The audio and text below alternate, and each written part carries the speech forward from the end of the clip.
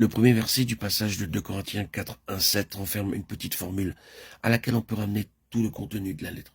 C'est pourquoi, ayant ce ministère, c'est aux croyants de Corinthe que l'apôtre est en train d'écrire. Et une des caractéristiques de cette lettre, comme des lettres de Paul en général, est qu'il se place vis-à-vis de ses destinataires sur un pied de dépendance mutuelle. Il se regarde unis à eux, et il les regarde comme unis à lui, de telle sorte que tout ce qui surgit entre eux devient un problème commun.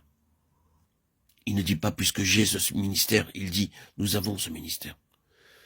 Si nous jetons un coup d'œil sur les autres parties de la lettre, soit en avant, soit en arrière, nous pouvons nous rendre compte qu'en effet, il traite avec ceux auxquels il écrit comme s'ils étaient un avec lui.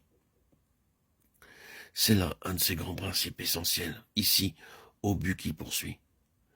Les Corinthiens ont tout fait pour le provoquer. Ils ont soulevé toutes sortes de questions à son sujet.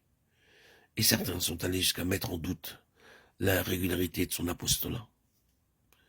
Il se meut à leur endroit dans une atmosphère de doute, de suspicion et même d'opposition. C'est l'homme qui a devant lui dans l'église des gens qui ne l'aiment pas, qui ne le veulent pas, et qui seraient heureux de se débarrasser de lui pour le remplacer par d'autres, à qui vont déjà leurs préférences.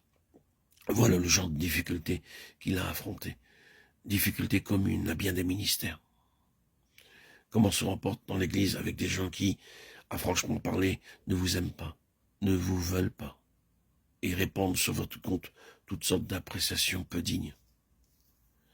Le Saint-Esprit, en pareil cas, et c'est là une des belles expressions de la sagesse divine, se solidarise avec eux, leur fait constater qu'ils sont impliqués dans sa propre situation, et lui dans la leur, et traite la chose comme un problème, comme aux deux parties.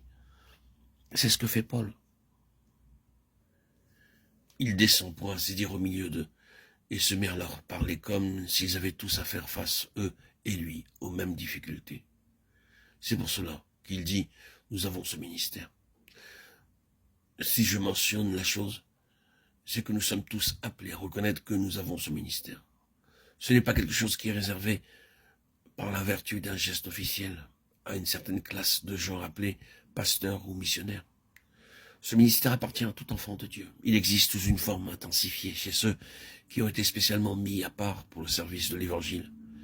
Mais il nous est échu à tous. Quand nous pensons au ministère, nous ne nous représentons pas quelque chose de distinct et de séparé, appartenant propre à une catégorie privilégiée de croyants. C'est toute la maison de Dieu, c'est le corps de Christ tout entier qui exerce ce ministère. Il incombe à chaque membre. Chacun d'entre nous en a sa part. Aussi, ces mots s'appliquent-ils à vous autant qu'à moi. Nous avons ce ministère. Le ministère qui nous est révélé ici est celui dont Dieu a besoin, le seul qui soit selon sa pensée.